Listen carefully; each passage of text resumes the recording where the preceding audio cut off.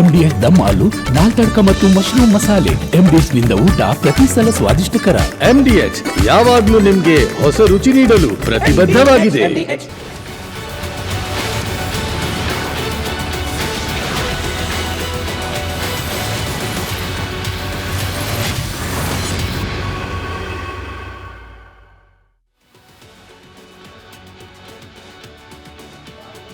ನಮಸ್ಕಾರ, ಕರ್ನಾಟಕ ಪ್ರೈಮ್ ಟೈಮ್ಗೆ ಸ್ವಾಗತ. ನಾನು ಶ್ರೀಪಾದ್ ಪಾಟೀಲ್.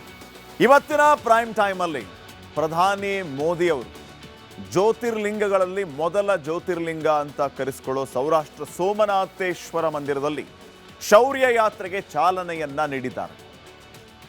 1000 ವರ್ಷಗಳ ಹಿಂದೆ ಏನೆಲ್ಲ ಆಗಿತ್ತು, ಈಗ ಯಾವ ಸ್ಥಿತಿಯಲ್ಲಿ ಸೋಮನಾಥ ಮಂದಿರ ಇದೆ.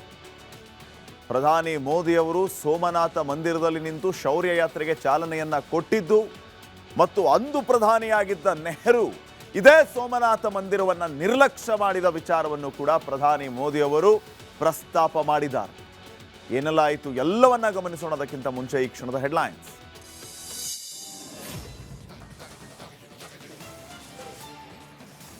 ಗುಜರಾತಿನ ಸೋಮನಾಥದಲ್ಲಿ ನಮೋ ಮೋಡಿ ಡಮರು ಹಿಡಿದು ಶೌರ್ಯ ಯಾತ್ರೆ ಮಾಡಿದ ಮೋದಿ. ನೆಹರು ನಿರ್ಲಕ್ಷ್ಯಕ್ಕೆ ಪ್ರಧಾನಿ ಸಿಡಿಮಿಡಿ. ಹೊತ್ತಿ ಉರಿದು ತಣ್ಣಗಾದ ಗಣಿನಾಡು ಬಳ್ಳಾರಿ. ಬೃಹತ್ ಪಾದಯಾತ್ರೆಗೆ ರೆಡ್ಡಿ ತಯಾರಿ. ನಿಮ್ಮನ್ನ ತಡೆದಿದ್ಯಾರು ಅಂತ ಸಿದ್ದು ಸವಾರಿ. ಡ್ರಗ್ಸ್ ಜಾಲದ ವಿರುದ್ಧ ರಿಪಬ್ಲಿಕ್ ಕನ್ನಡ ವಾರ್. ನಿಷೇಧಿತ ಹುಕ್ಕಾ ಸೇವಿಸಿ ತೇಲಾಡಿದ ಜನರು. ನಮ್ಮ ವರದಿಯ ಬೆನ್ನಲ್ಲೇ ರೇಡ್ ಮಾಡಿದ ಪೊಲೀಸರು. ಲಕ್ಕುಂಡಿಯಲ್ಲಿ ಆಭರಣ ಸಿಕ್ಕ ಪ್ರಕರಣಕ್ಕೆ ಟ್ವಿಸ್ಟ್. ಸರ್ಕಾರದ ನಡೆಯಿಂದ ಮನೆ ಮಾಲೀಕರು ಸುಸ್ತು. ಚಿನ್ನ ವಾಪಸ್ ಕೊಡುವಂತೆ ಕುಟುಂಬದ ಪಟ್ಟು. ಉದ್ಯಮಿಯ ಜೊತೆಗೆ ನಟಿ ಕಿತ್ತಾಟ ಕೇಸ್. ಖಾಸಗಿ ಕ್ಷಣದ ಫೋಟೋಗಳು ರಿಲೀಸ್. Screen shot. ಲಕ್ಷ ಪಾವತಿ ಬಿಲ್ ಕಂಡು ದಂಗಾದ ಪೊಲೀಸ್.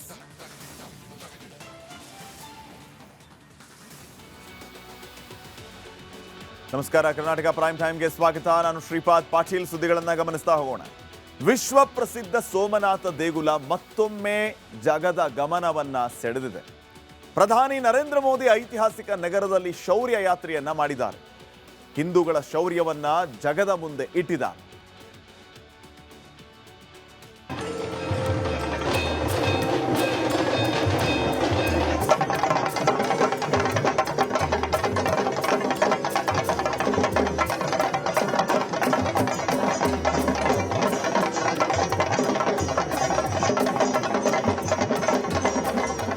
ಸೋಮನಾಥ ದೇವಾಲಯದ ಇತಿಹಾಸವು ಹೋರಾಟ ಮತ್ತು ವಿಜಯೋತ್ಸವದ ಅದ್ಭುತ ಕತೆ.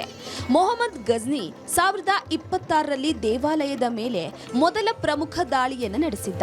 ಆ ದಾಳಿ ನಡೆದು 1000 ವರ್ಷಗಳು ಕಳೆದಿವೆ. ಆದರೆ ಭಾರತ ತನ್ನ ಪರಂಪರೆಯನ್ನ ಎಂದಿಗೂ ಮರೆಯುವುದಿಲ್ಲ. ಅದಕ್ಕೆ ಈ ದೃಶ್ಯಗಳೇ ಸಾಕ್ಷಿ.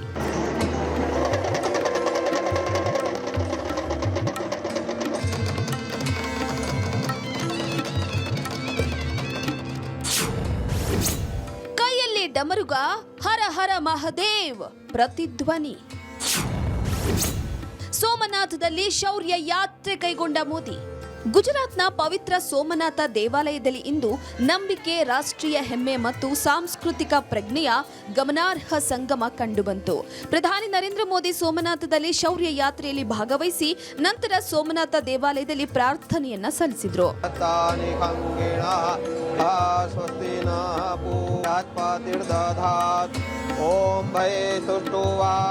ಶೌರ್ಯ ಯಾತ್ರೆಯ ಸಮಯದಲ್ಲಿ ಪ್ರಧಾನಿ ನರೇಂದ್ರ ಮೋದಿ 2 ಕೈಗಳಲ್ಲಿ ಶಿವನ ಡಮರುಗುವನ್ನ ಹಿಡಿದಿರುವುದು ಕಂಡುಬಂತು.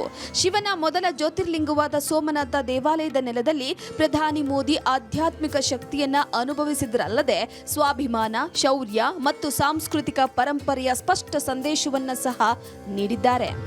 ಓಂ ತ್ರಂಬಕಂ ಯಜಾಮಹೇ ಸುಗಂಧಿಂ ಪುಷ್ಟಿವರ್ಧನಂ ಉರ್ವಾರುಕಂ ಇವ ಬಂಧನಾನ್ ಮೃತ್ಯೋರ್ಮುಕ್ಷಿ ಅಮಾಮೃತಾತ್.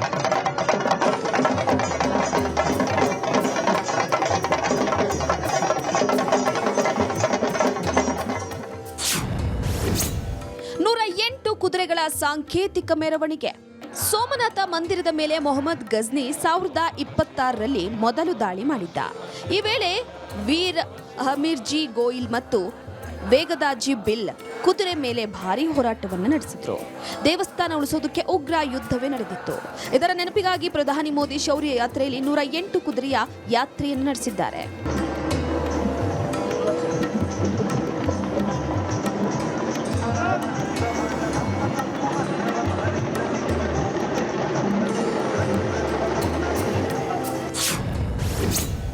ಸೋಮನಾಥದಲ್ಲಿ ಕಿಕ್ಕಿರಿದು ಸೇರಿದ ಭಕ್ತರು. ಸೋಮನಾಥ ಸ್ವಾಭಿಮಾನ ಪರ್ವದಲ್ಲಿ ಭಕ್ತರು ಕಿಕ್ಕಿರಿದು ಸೇರಿದ್ರು. ಪ್ರಧಾನಿ ನರೇಂದ್ರ ಮೋದಿ, ಗುಜರಾತ್ ಮುಖ್ಯಮಂತ್ರಿ ಭೂಪೇಂದ್ರ ಪಟೇಲ್ ಸೇರಿದಂತೆ ನಾಯಕರು ಭಕ್ತರತ್ತ ಕೈಬೀಸಿ ಶುಭ ಕೋರಿದ್ದಾರೆ.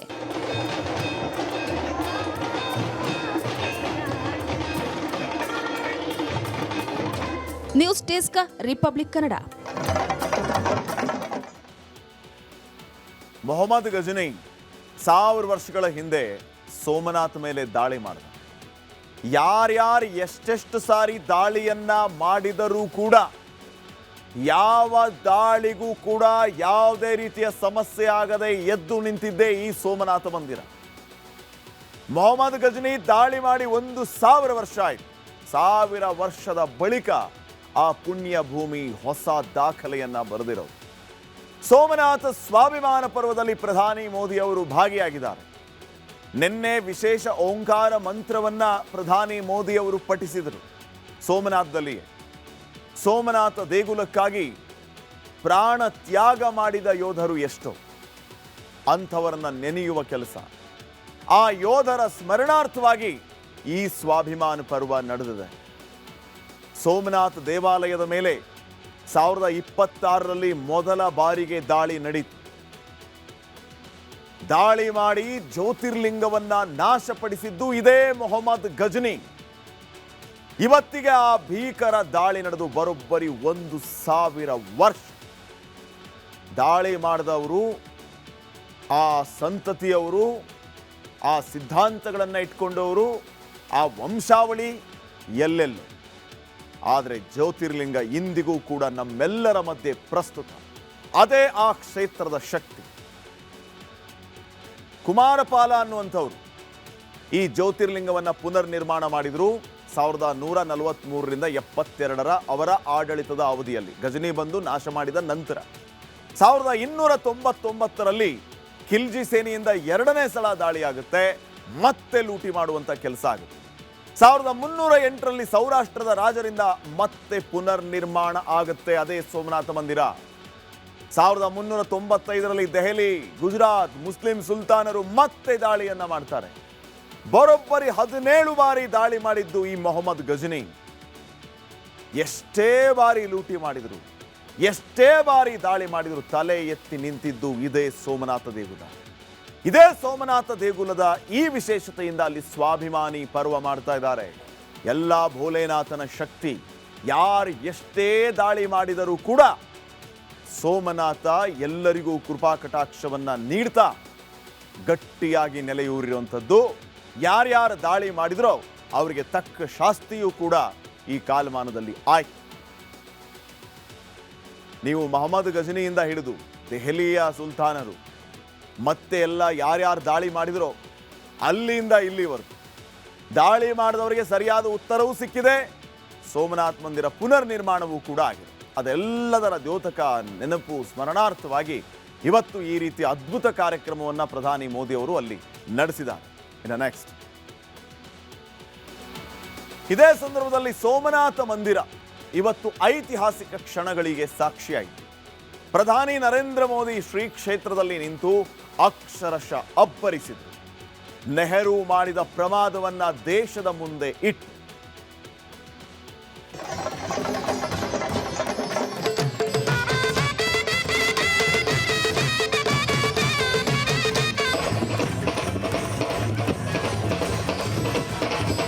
ಸಾಗರದ ಅಲೆಗಳೊಂದಿಗೆ ಉಸಿರಾಡುತ್ತಾ ಕಾಲದ ವಿನಾಶದ ಹೊರತಾಗಿಯೂ ದೃಢವಾಗಿ ನಿಂತಿರುವ ಸೋಮನಾಥ ದೇವಾಲಯವು ಶಾಶ್ವತ ನಂಬಿಕೆಯ ಕೇಂದ್ರವಾಗಿ ಉಳಿದಿದೆ.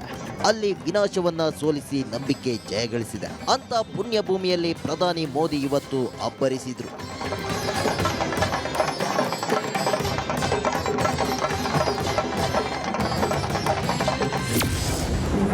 ಸೋಮನಾಥನ ಮೇಲೆ ದಾಳಿ ಮಾಡಿದವರು ಸಮಾಧಿಯಾದ್ರು. ಎಲ್ಲವನ್ನ ನೋಡುತ್ತಾ ಆ ಪರಮಾತ್ಮ ಅಲ್ಲೇ ನಿಂತಿದ್ದಾನೆ. ಪರಮ ಪವಿತ್ರ ನಾಡಿನಲ್ಲಿ ಪ್ರಧಾನಿ ಮೋದಿ ಗರ್ಜನೆ.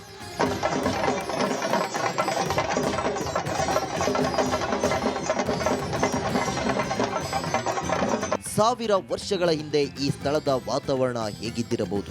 ನಮ್ಮ ಪೂರ್ವಜರು ತಮ್ಮ ನಂಬಿಕೆ, ಶ್ರದ್ಧೆ, ಮಹಾದೇವನಿಗಾಗಿ ಎಲ್ಲವನ್ನ ತ್ಯಾಗ ಮಾಡಿದರು. ಸಾವಿರ ವರ್ಷದ ಹಿಂದೆ ಆ ಆಕ್ರಮಣಕಾರರು ನಮ್ಮನ್ನ ವಶಪಡಿಸಿಕೊಂಡಿದ್ದಾರೆಂದು ಭಾವಿಸಿದರು. ಆದರೆ ಇಂದಿಗೂ ಸಾವಿರ ವರ್ಷಗಳ ನಂತರವೂ ಸೋಮನಾಥ ಮಹಾದೇವ ದೇವಾಲಯದ ಮೇಲೆ ಹಾರುತ್ತಿರುವ ಧ್ವಜವು ಇಡೀ ವಿಶ್ವಕ್ಕೆ ಭಾರತದ ಶಕ್ತಿ ಏನು ಎಂಬುದನ್ನು ತೋರಿಸುತ್ತಿದೆ ಎಂದು ಮೋದಿ ಗುಡುಗಿದ್ರು. 1000 साल पहले तब वो आतताई सोच रहे थे कि हमें जीत लिया,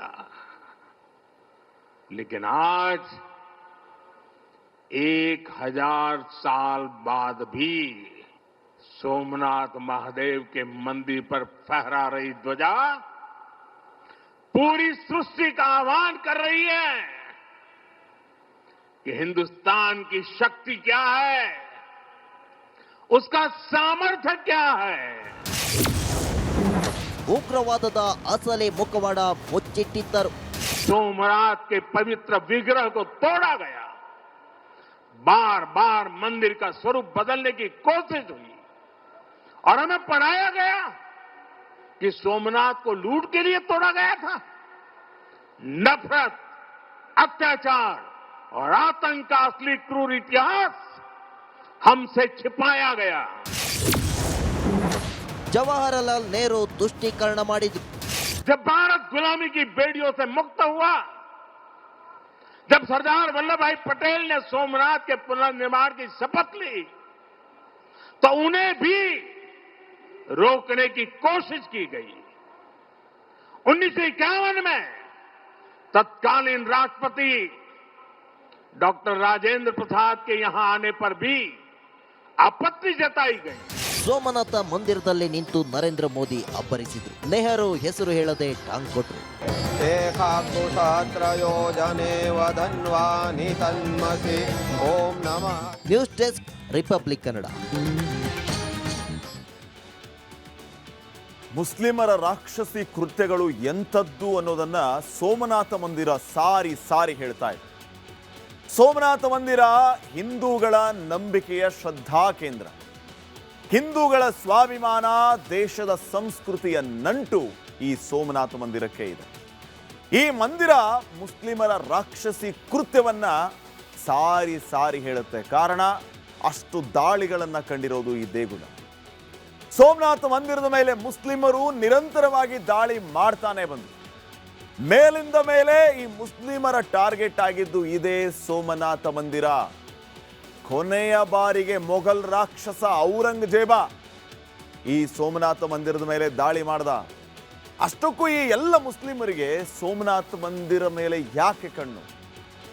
ಸೋಮನಾಥ ದೇಗುಲದ ಮೇಲೆ ದಾಳಿಗೆ ಕಾರಣಗಳಿದೆ. ಇವರು ಟಾರ್ಗೆಟ್ ಮಾಡೋದಕ್ಕೂ ಒಂದು ಕಾರಣ ಇದೆ. ಇದು ಭಾರತದ 12 ಜ್ಯೋತಿರ್ಲಿಂಗಗಳಲ್ಲಿ ಮೊದಲನೇದು, ಸೌರಾಷ್ಟ್ರ ಸೋಮನಾಥೇಶ್ವರ. ಇಲ್ಲಿ ಚಿನ್ನದಿಂದ ಭವ್ಯ ಸೋಮನಾಥ ದೇವಾಲಯವನ್ನ ನಿರ್ಮಾಣ ಮಾಡಲಾಗಿದೆ. ಅವಾಗ ಚಿನ್ನದಿಂದ ಕಟ್ಟಿಸಿದ್ದಂತಹ ಒಂದು ದೇವಸ್ಥಾನ ಸೋಮನಾಥ ದೇವಸ್ಥಾನ. ಸೋಮನಾಥ ದೇಗುಲದ ಮೇಲೆ ಮುಸ್ಲಿಂ ದೊರೆಗಳ ಕಣ್ಣು ಬಿದ್ದಿದ್ದು ಈ ಕಾರಣಗಳಿಂದಾಗಿ. ಮೊದಲ ದಾಳಿಯಲ್ಲಿ ಚಿನ್ನ ಲೂಟಿ ಮಾಡಿದ್ರು ಇವರು. ಆವಾಗ ಬೆಳ್ಳಿಯಿಂದ ಮರು ನಿರ್ಮಾಣ ಮಾಡಲಾಯಿತು ದೇವಸ್ಥಾನವನ್ನ. ಮೊಘಲರ ಆಕ್ರಮಣ ಮಾಡಿದ ಬೆಳ್ಳಿಯನ್ನು ಕೂಡ ದೋಚಿದ್ರು. ಚಿನ್ನ ಇತ್ತು, ಈ ಮುಸ್ಲಿಮರು ಬಂದರು, ದಾಳಿಯನ್ನ ಮಾಡಿದ್ರು, ಲೂಟಿ ಮಾಡ್ಕೊಂಡು ತಗೊಂಡೋದ್ರು. ಬೆಳ್ಳಿಯಿಂದ ಮರು ನಿರ್ಮಾಣ ಮಾಡಲಾಯಿತು. ಮತ್ತೆ ಮೊಘಲರು ಆಕ್ರಮಣ ಮಾಡಿದ್ರು, ಆ ಬೆಳ್ಳಿಯನ್ನೂ ದೋಚ್ಕೊಂಡು ಹೋದ್ರು. ಕೊನೆಗೆ ಕಲ್ಲಿನಿಂದ ನಿರ್ಮಾಣ ಆಯಿತು ಸೋಮನಾಥ ದೇವಸ್ಥಾನ. 1947 ನವೆಂಬರ್ 12 ಜುನಾಗಢಕ್ಕೆ ಸರ್ದಾರ್ ವಲ್ಲಭಾಯಿ ಪಟೇಲ್ ಅವರು ಭೇಟಿಯನ್ನ ನೀಡ್ತಾರೆ. ಸೋಮನಾಥ ದೇಗುಲದ ಪುನರ್ ನಿರ್ಮಾಣಕ್ಕೆ ಅವರು ಆದೇಶವನ್ನ ನೀಡ್ತಾರೆ. ಅವಾಗಲೂ ಅವರನ್ನ ತಡೆಯುವಂತ ಕೆಲಸ ಆಯಿತು. ಅವಾಗಲೂ ಈ ಔರಂಗಜೇಬನ ಸಂತತಿಗಳು ಉಳ್ಕೊಂಡಿದ್ವು, ಈಗಲೂ ಇವೆ, ಆ ಮಾತು ಬೇರೆ. ಮೇಲ್ವಿಚಾರಣೆ, ಹಣಕಾಸು ವ್ಯವಸ್ಥೆಗೆ ಸೋಮನಾಥ ಟ್ರಸ್ಟ್ ಅನ್ನ ಕೂಡ ರಚನೆ ಮಾಡಿದ್ರು ಪಟೇಲ್ರು.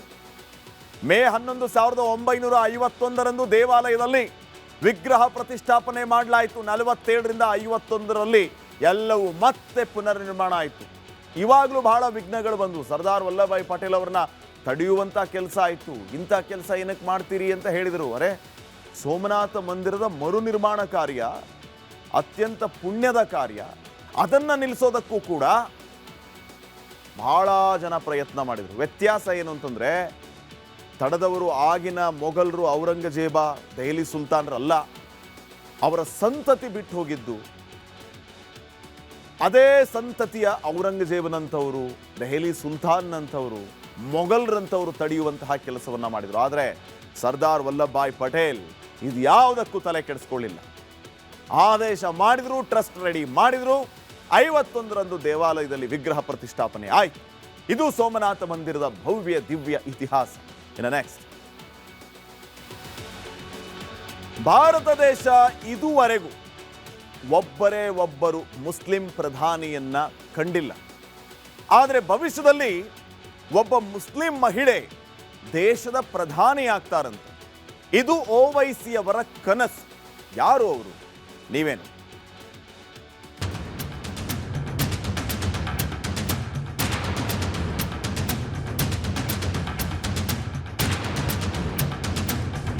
ಅಸಾದುದ್ದೀನ್ ಓವೈಸಿ ತುಂಬಾ ಬುದ್ಧಿವಂತ ರಾಜಕಾರಣಿ.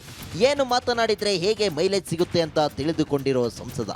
ಅದೇ ಓವೈಸಿ ಇದೀಗ ಮತ್ತೊಂದು ವಿವಾದಿತ ಹೇಳಿಕೆ ನೀಡಿದ್ದಾರೆ. ಅವರ ಮಾತು ಕೇಳಿ ಕೇಸರಿ ಸೇನೆ ಕೆರಳಿ ಕೆಂಡವಾಗಿದೆ.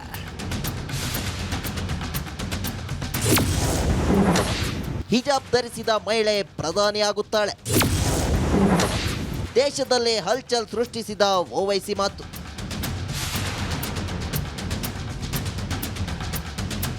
ಭಾರತದ ಸಂವಿಧಾನವು ಯಾವುದೇ ನಾಗರಿಕನಿಗೆ ಅತ್ಯುನ್ನತ ಹುದ್ದೆಗೆ ಏರಲು ಅವಕಾಶ ನೀಡುತ್ತೆ. ಹಿಜಾಬ್ ಧರಿಸಿದ ಮಗಳು ಒಂದು ದಿನ ದೇಶದ ಪ್ರಧಾನಿಯಾಗಬಹುದು ಎಂದು ಎಐಎಂಐಎಂ ಸಂಸದ ಅಸಾದುದ್ದೀನ್ ಓವೈಸಿ ಹೇಳಿದ್ದಾರೆ. पाकिस्तान के संविधान में लिखा हुआ है कि सिर्फ एक ही मजहब का आदमी पाकिस्तान का प्राइम मिनिस्टर या सदर बन सकता है. बाबा साहिब अंबेडकर का जो संविधान है वो ये कह सकता है कि कोई भी भारत का नागरिक वजीर आजम बन सकता है, सदर जमहूरिया बन सकता है, चीफ मिनिस्टर बन सकता है, मेयर बन सकता है. और असदुद्दीन ओवैसी का ख्वाब यह है कि एक दिन आएगा इस देश में इंशाअल्लाह ताला, शायद हम और आप नहीं रहेंगे मगर देखना, एक हिजाब पहनने वाली बेटी इस देश की वजीर आजम बनेगी इंशाअल्लाह ताला. ಗಜ್ವಾ ಎ ಹಿಂದ್ಗೆ ಈಗಿನಿಂದಲೇ ತಯಾರಿ. ऐसा है ना, भौंकने वाले कुत्ते कभी काटते नहीं. इसलिए हमारे हिंदू राष्ट्र में खड़ा रह के हिंदुओं को अगर ये कोई धमकाने का अगर कोशिश करता रहेगा, मतलब गजवाए हिंद अंतर्गत इस हिंदू राष्ट्र को इस्लाम राष्ट्र बनाने के लिए जो कोशिश हो रही है ना, उसकी शुरुआत बुरखे वाली पंतप्रधान के धमकी से है.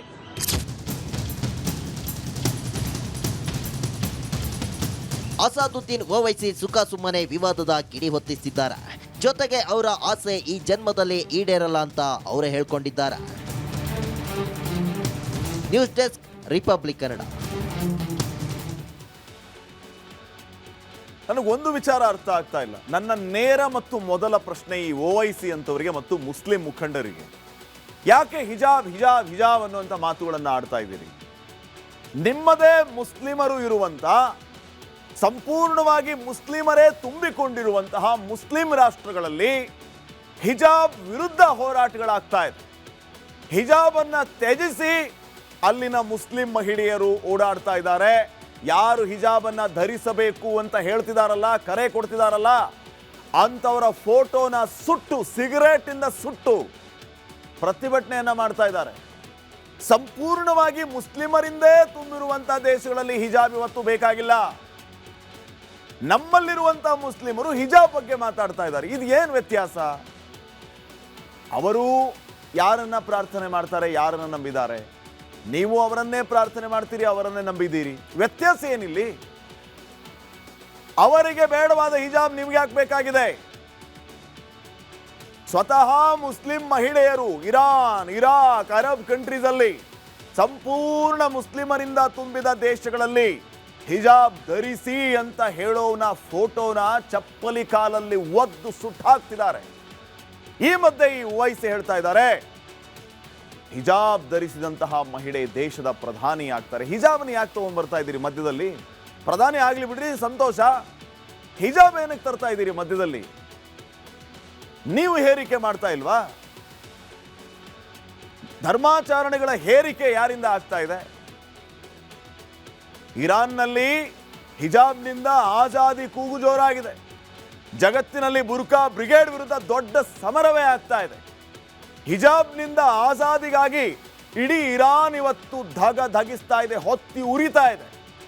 ನಿಮಗೇನಾದ್ರೂ ಗೊತ್ತಿದ್ರೆ ಇರಾನ್ನ ವಿಚಾರ ಈಗ ಯಾಕೆ ಅಲ್ಲಿ ಬೆಂಕಿ ಬೀಳ್ತಾ ಇದೆ ಅಂದ್ರೆ ಇದೇ ವಿಚಾರಗಳು.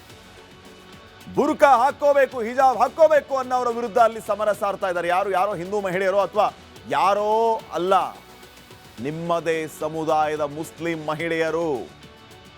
ಇರಾನ್ನಲ್ಲಿ ಇಸ್ಲಾಮಿಕ್ ಆಡಳಿತ ದೊಡ್ಡ ಸಂಕಷ್ಟದಲ್ಲಿ ಸದ್ಯಕ್ಕಿದೆ. ಇದರ ಮಧ್ಯೆ ಭಾರತದಲ್ಲಿ ಇಸ್ಲಾಮಿಕ್ ಆಡಳಿತದ ಕೂಗು ಕೇಳಿ ಬರ್ತಾ ಇದೆ.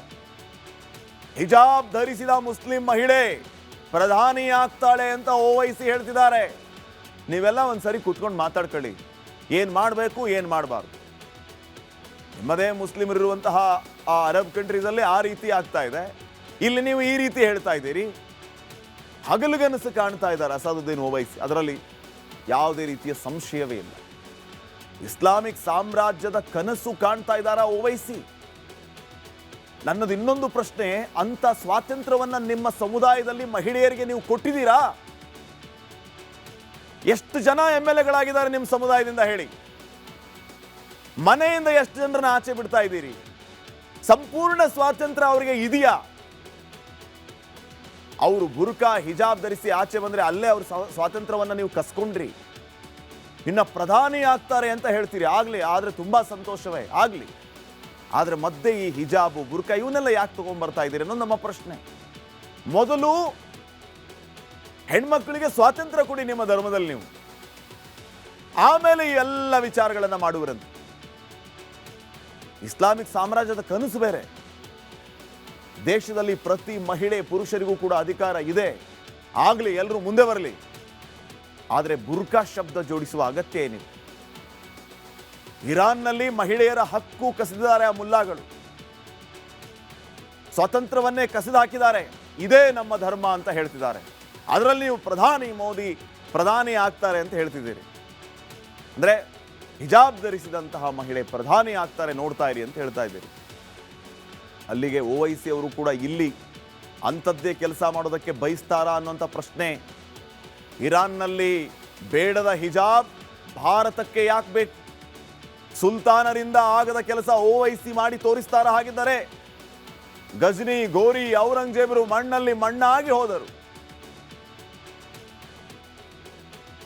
ಆದರೆ ಹಿಂದೂಗಳ ಅಸ್ತಿತ್ವ ಅಳಿಸೋ ಗಂಡು ಹುಟ್ಟಲಿಲ್ಲ. ಎಂತೆಂಥವ್ರು ಈ ಗಜ್ನಿ, ಗೋರಿ, ಔರಂಗಜೇಬ ಎಲ್ಲರೂ ಮಣ್ಣಲ್ಲಿ ಮಣ್ಣಾದ್ರು ಅವ್ರು ಯಾರು ಮಾಡದೇ ಇರೋದನ್ನ ಈ ಓವೈಸಿ ಮಾಡೋದಕ್ಕೆ ಸಾಧ್ಯನಾ? ರಾಜ್ಕುಮಾರ್ ಅವರು ಹೇಳ್ತಾರಲ್ಲ, ಕೋಟೆ ಕಟ್ಟಿ ಮೆರೆದವರಲ್ಲ ಏನಾದರೂ. ಇನ್ನು ನೀನ್ಯಾವ ಲೆಕ್ಕ ಹೇಳೋ ಮಂಕದಿಣ್ಣಿಯೇ? ಹಂಗೆ ಬರೋದು, ಮೀಡಿಯಾಗಳ ಮುಂದೆ ಒಂದು ಸ್ಟೇಟ್ಮೆಂಟ್ ಕೊಟ್ಬಿಡೋದು. ಪಾಕಿಸ್ತಾನದಲ್ಲಿ ಒಂದು ನಾಮಕೆ ವಾಸ್ತೆ ಸರ್ಕಾರ ಇದೆ. ಆ ಸರ್ಕಾರವನ್ನ ನಡೆಸ್ತಾ ಇರೋದು ಸೇನೆ ಅಂತ ಇಡೀ ಜಗತ್ತಿಗೆ ಗೊತ್ತಿದೆ.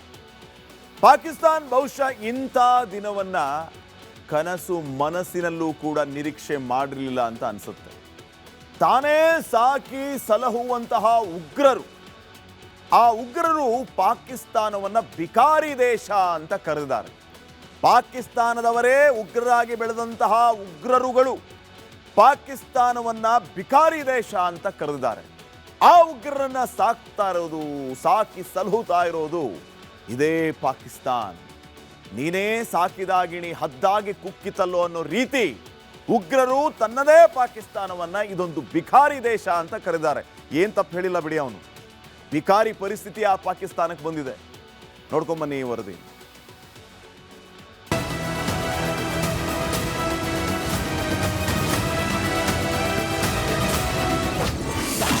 ಪಾಕ್ ಆಳುತ್ತಿರುವುದು ಬಿಕಾರಿ ಸರ್ಕಾರ. ಶಹಬಾಜ್ ಶರೀಫ್ ವಿರುದ್ಧ ಉಗ್ರರ ಪ್ರಹಾರ. ನೆರೆಮನೆಯವರ ಕಚ್ಚಲು ಇಟ್ಟುಕೊಂಡಂತಹ ಹಾವು ಸಾಕಿದವರಿಗೆ ಬುಸುಗುಡುವಂತೆ ಪಾಕ್ ಸರ್ಕಾರದ ಕೃಪಾಪೋಷಿತ ಉಗ್ರ ಸಂಘಟನೆ ಲಷ್ಕರ್ ಎ ತೊಯ್ಬಾ ಇದೀಗ ತನ್ನ ಸರ್ಕಾರದ ವಿರುದ್ಧವೇ ತಿರುಗಿ ಬಿದ್ದಿದೆ. ಸಂಘಟನೆಯ ಹಿರಿಯ ಕಮಾಂಡರ್ ಮೊಹಮ್ಮದ್ ಅಶ್ಫಾಕ್ ರಾಣಾ ವೇದಿಕೆಯೊಂದರಲ್ಲಿ ಬಹಿರಂಗವಾಗಿ ಟೀಕಿಸಿದ್ದಾನೆ.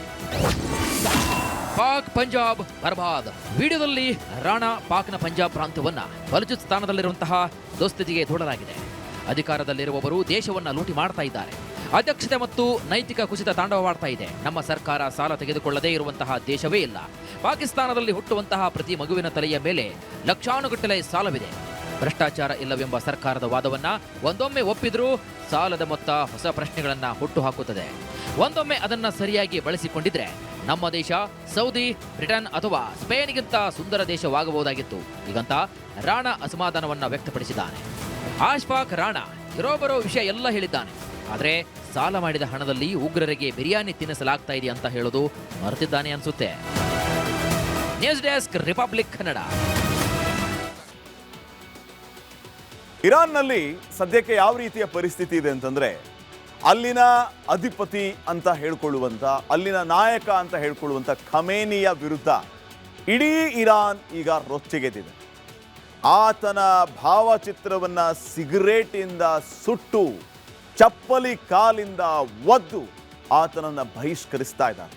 ಅಷ್ಟಕ್ಕೂ ಯಾಕೆ ಈ ರೀತಿ ಆಗ್ತಾ ಇದೆ, ಏನ್ ನಡೀತಾ ಇದೆ ಇರಾನ್ನಲ್ಲಿ ನೋಡ್ಕೊಂಬನ್ನಿ.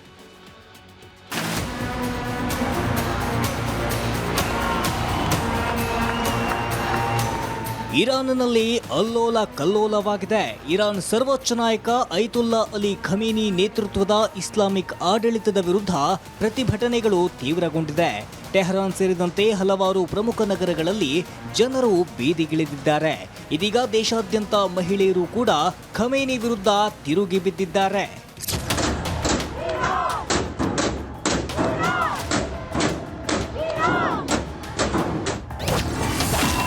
ಅಕ್ಷರಶಃ ಧಗಧಗಿಸುತ್ತಿದೆ ಇಸ್ಲಾಮಿಕ್ ದೇಶ ಇರಾನ್. ಹಿಜಾಬ್ ಕಿತ್ತೆಸೆದು ಸಿಗರೆಟ್ ಹಚ್ಚುತ್ತಿದ್ದಾರೆ ಹೆಣ್ಮಕ್ಳು. ಮುಲ್ಲಾಗಳೇ ತೊಲಗಿ, ನಮಗೆ ಹಿಜಾಬ್ ಬೇಡ, ಸ್ವಾತಂತ್ರ್ಯ ಬೇಕು ಅಂತ ಖಮೇನಿ ಫೋಟೋ ಸುಟ್ಟು ಮತ್ತೊಂದು ಕೈಯಲ್ಲಿ ಸಿಗರೆಟ್ ಹಚ್ಚಿ ಹೊಗೆ ಬಿಡುತ್ತಾ ಯುವತಿಯರು ತಮ್ಮ ಆಕ್ರೋಶ ಹೊರಹಾಕಿದ್ದಾರೆ.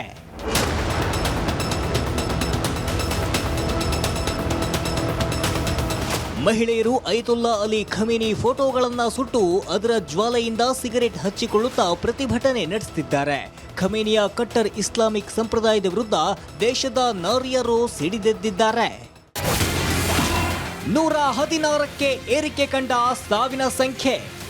ಡಿಸೆಂಬರ್ 28ರಂದು ಪ್ರಾರಂಭವಾದ ಪ್ರತಿಭಟನೆಗಳು ಆರಂಭದಲ್ಲಿ ಹೆಚ್ಚುತ್ತಿರುವ ಹಣದುಬ್ಬರದ ಬಗ್ಗೆ ಅಸಮಾಧಾನದ ಮೇಲೆ ಕೇಂದ್ರೀಕೃತವಾಗಿದ್ದವು. ನಂತರ 100ಕ್ಕೂ ಹೆಚ್ಚು ನಗರಗಳಲ್ಲಿ ಪ್ರತಿಭಟನಾಕಾರರು ಧಾರ್ಮಿಕ ನಾಯಕರ ಆಡಳಿತವನ್ನ ಕೊನೆಗೊಳಿಸಬೇಕೆಂದು ಪಟ್ಟು ಹಿಡಿದ್ರು. ಆಗ ಹೋರಾಟ ಆಡಳಿತ ವಿರೋಧಿ ದಂಗೆಯಾಗಿ ಪರಿವರ್ತನೆಯಾಗಿದೆ. ಈ ಸರ್ಕಾರಿ ವಿರೋಧಿ ಪ್ರತಿಭಟನೆಗಳಲ್ಲಿ ಕನಿಷ್ಠ 116 ಜನರು ಮೃತಪಟ್ಟಿದ್ದಾರೆ. News desk, republic Kannada. ನೋಡಿ, ಇರಾನ್ನಲ್ಲಿ ದಿನಕ್ಕೂ ಅರಾಜಕತೆ ಅನ್ನುವಂಥದ್ದು ಹೆಚ್ಚಾಗ್ತಾ ಇದೆ. ಇಂಟರ್ನೆಟ್ ಸ್ಥಗಿತಗೊಳಿಸಿದ್ರೂ ಕೂಡ ಉದ್ವಿಗ್ನತೆ ಅನ್ನುವಂಥದ್ದು ಅಲ್ಲಿ ನಿಲ್ತಾ ಇಲ್ಲ. ಓವೈಸಿ ಅಂತವ್ರು ಇದನ್ನ ಮಿಸ್ ಮಾಡದೆ ನೋಡಬೇಕು, ಕೇಳಬೇಕು. ಇರಾನ್ನಲ್ಲಿ ಯಾವ ಪರಿಸ್ಥಿತಿ ಇದೆ ಅನ್ನೋದರ ಅರಿವು ಅವ್ರಿಗಿರಬೇಕು. ಇರಾನ್ ಅಸ್ಥಿರತೆಯ ಹಿಂದೆ ಅಮೆರಿಕ ಕೈವಾಡದ ಆರೋಪ ಕೇಳಿ ಬರ್ತಾ ಇದೆ. ಇರಾನ್ ಅಪಾರ ತೈಲ ನಿಕ್ಷೇಪದ ಮೇಲೆ ಅಮೆರಿಕ ಕಣ್ಣಿರಿಸಿದೆ. ಖಮೇನಿಯ ವಿರುದ್ಧ ಜನರನ್ನ ಎತ್ತಿ ಕಟ್ಟೋದಕ್ಕೆ ಅಮೆರಿಕ ಸಂಚು ರೂಪಿಸಿದೆಯಂತೆ. ವೆನಿಜುವೆಲಾ ರೀತಿ ಇರಾನ್ ಕಬ್ಜಾ ಮಾಡೋದಕ್ಕೆ ಟ್ರಂಪ್ ಸ್ಕೆಚ್ ಹಾಕಿದಾರಂತೆ. ಅದಕ್ಕೋಸ್ಕರ ಈ ರೀತಿ ಷಡ್ಯಂತ್ರವನ್ನ ಮಾಡ್ತಿದ್ದಾರೆ ಅನ್ನುವಂಥ ಆರೋಪ. ಮಡುರೋನಂತೆ ಖಮೇನಿಯನ್ನು ಎತ್ಕೊಂಡು ಹೋಗೋದು. ಆದರೆ ವೆನಿಜುವೆಲಾದಷ್ಟು ಇರಾನ್ ದುರ್ಬಲ ದೇಶ ಅಲ್ಲ. ಖಮೇನಿ ಸುತ್ತಲೂ ಕೂಡ 7 ಸುತ್ತಿನ ಭದ್ರತಾ ಕೋಟೆ ಇದೆ. ರಷ್ಯಾದ $400 300 ವಾಯು ರಕ್ಷಣಾ ವ್ಯವಸ್ಥೆ, S-400 S-300 ವಾಯು ರಕ್ಷಣಾ ವ್ಯವಸ್ಥೆಯಲ್ಲಿ ಇದೆ. ಸುಕೋಯ್ 35 ಫೈಟರ್ ಜೆಟ್ಗಳು ಕೂಡ ಇರಾನ್ನಲ್ಲಿದೆ. ಅತ್ಯಂತ ನಿಖರ ಗುರಿ ತಲುಪುವಂತಹ ಖಂಡಾಂತರ ಕ್ಷಿಪಣಿಗಳು ಕೂಡ ಖಮೇನಿ ಬತ್ತಳಿಕೆಯಲ್ಲಿ ಇರುವಂಥದ್ದು. ಖಮೇನಿಗೆ ರೆವಲ್ಯೂಷನರಿ ಗಾರ್ಡ್ ಅನ್ನುವಂತಹ ಒಂದು ಪರಮನಿಷ್ಠ ಪಡೆಯ ಕಾವಲು ಕೂಡ ಇದೆ. ಅವೆಲ್ಲವನ್ನ ದಾಟ್ಕೊಂಡು ಹೋಗಬೇಕು. ಇರಾನ್ ಬಳಿ ಅಣು ಬಾಂಬ್ಗಳು ಕೂಡ ಇರಬಹುದು ಎನ್ನಲಾಗ್ತಾ ಇದೆ. ಈ ಎಲ್ಲ ಕಾರಣಗಳಿಂದಾಗಿ ಖಮೇನಿಯ ಕಿಡ್ನ್ಯಾಪ್ ಮಾತು ಸುಲಭದ ಕೆಲಸವಂತೂ ಅಲ್ಲವೇ ಅಲ್ಲ. ಇವೆಲ್ಲವನ್ನು ದಾಟಿ, ಇವೆಲ್ಲವನ್ನು ಮೀರಿ ಖಮೇನಿಯನ್ನ ಕಿಡ್ನ್ಯಾಪ್ ಮಾಡಬೇಕು ಅಮೇರಿಕ. ತನ್ನ ವಶಕ್ಕೆ ತಗೋಬೇಕು. ಇನ್ ಕೇಸ್ ಖಮೇನಿಯನ್ನ ವಶಕ್ಕೆ ತಗೊಂಡ್ರೆ ಇರಾನ್ನಲ್ಲಿ ಏನೆಲ್ಲ ಆಗ್ಬೋದು, ಇದು ಸದ್ಯಕ್ಕಿನ ಪ್ರಶ್ನೆಯಾಗಿದೆ.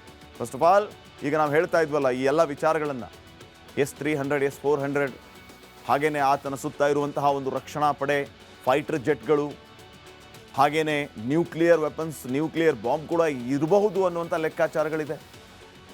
ಇವೆಲ್ಲವನ್ನ ಮೀರಿ ಕಿಡ್ನ್ಯಾಪ್ ಮಾಡುವಂಥದ್ದು ಅಷ್ಟು ಸುಲಭದ ಕೆಲಸ ಅಲ್ಲ. ಇನ್ನು ನೆಕ್ಸ್ಟ್, ಡ್ರಗ್ಸ್ ದಂಧೆಯ ವಿರುದ್ಧ ರಿಪಬ್ಲಿಕ್ ಕನ್ನಡ ಸಮರ ಸಾರಿದೆ. ಸಿಲಿಕಾನ್ ಸಿಟಿಯ ಭಯಾನಕ ಮಾದಕ ಜಾಲವನ್ನ ಬಯಲಿಗೆಳೆದಿದೆ. ಆನ್ಲೈನ್ ಹುಕ್ಕಾ ದಂಧೆಯನ್ನ ಎಕ್ಸ್ಪೋಸ್ ಮಾಡಿದೆ.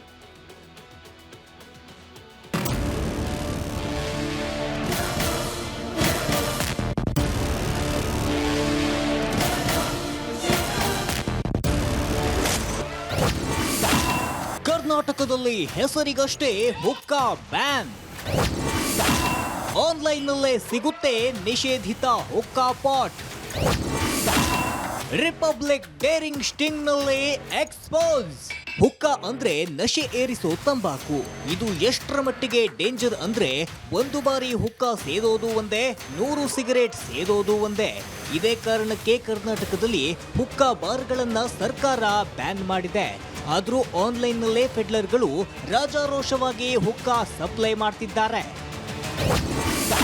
ಹುಕ್ಕಾ ಪಾಟ್ ಕಂಡು ಡೆಲಿವರಿ ಬಾಯ್ ಶಾಕ್. ಕೋರಮಂಗಲದಿಂದ ಹುಲಿಮಾವಿನ ಅಪಾರ್ಟ್ಮೆಂಟ್ಗೆ ಮಹಿಳೆಯೊಬ್ಬಳು ಹುಕ್ಕಾ ಪಾಟ್ ಆರ್ಡರ್ ಮಾಡಿದ್ಲು. ಗಾಂಜಾ ವಾಸನೆ ಬಂದು ಅನುಮಾನಗೊಂಡ delivery boy parcel bag check ಮಾಡಿದ್ದಾನೆ. ಆ ಬ್ಯಾಗ್ನಲ್ಲಿ ಇದ್ದಿದ್ದು ಹುಕ್ಕಾ ಪಾಟ್. ಹುಕ್ಕಾ ದಂಧೆ ಸತ್ಯ ತೆರೆದಿಟ್ಟ ಡೆಲಿವರಿ ಬಾಯ್. ನೀವು ಹೋಗಿದ್ರಿ ಅಂದ್ರೆ ನಿಮ್ಗೆ ಯಾವ ಲೊಕೇಶನ್ ತೋರಿಸಿತ್ತು ಅದು ಆನ್ಲೈನಲ್ಲಿ, ಮತ್ತೆ ಆ ವ್ಯಕ್ತಿ ಏನು ಕೊಟ್ಟರು, ಏನಾಯ್ತು ಅಲ್ಲಿ ನಾವು ರೆಗ್ಯುಲರ್ ಆಗಿ ಪೋರ್ಟರ್ ಮಾಡ್ತೀವಿ ಡೈಲಿ. ನಾವು ಉಳಿಮಾವು ಕಡೆ ಪಿಕಪ್ ಇತ್ತು, ಅಪಾರ್ಟ್ಮೆಂಟಲ್ಲಿ ಪಿಕಪ್ ಇತ್ತು. ಸೊ ಕಾಲ್ ಮಾಡಿ ಪ್ರತಿ ಇದು ಆರ್ಡರ್ಗಳಿಗೂ ಏನಿದೆ ಐಟಮು ಅಂತ ಕೇಳ್ಕೊತೀವಿ. ಸೊ ಕಾಲ್ ಮಾಡಿದಾಗ ಲೈಕ್ ರೆಂಟೆಡ್ ಪಾಟ್ ಅಂತ ಹೇಳಿದ್ರು. ಸರಿ ಆಯಿತು ಅಂದ್ಬಿಟ್ಟು 4th ಫ್ಲೋರ್ಗೆ ಹೋಗಿ ತೊಗೊಂಬಂದೆ. ಒಂಥರ ಪ್ಯಾಕ್ ಆಗಿತ್ತು ಬ್ಯಾಗಲ್ಲಿ, ತುಂಬಾ ಪ್ಯಾಕ್ ಆಗಿಲ್ಲ, ಬ್ಯಾಗಲ್ಲಿತ್ತು, ಕಾಟನ್ ಬ್ಯಾಗಲ್ಲಿ. ಸೊ ನಾನು ಇಸ್ಕೊಂಡು ಬಂದೆ. ಕೆಳಗಡೆ ಒಂಥರ ಸ್ಮೆಲ್ ಬಂತು. ಏನು ಸ್ಮೆಲ್ಲು ಅಂತ ನೋಡೋಣ ಅಂದ್ಬಿಟ್ಟು ಏನಿದು ಪಾಟ್ ಅಲ್ಲ ಅಂತ ಹೇಳಿದ್ರು ಅಂತ ತೆಗೆದು ನೋಡಿದ್ರೆ ಹುಕ್ಕಾ ಪಾಟ್ ಇದೆ. ಡೆಲಿವರಿ ಬಾಯ್ ಫಾಲೋ ಮಾಡಿದ ರಿಪಬ್ಲಿಕ್.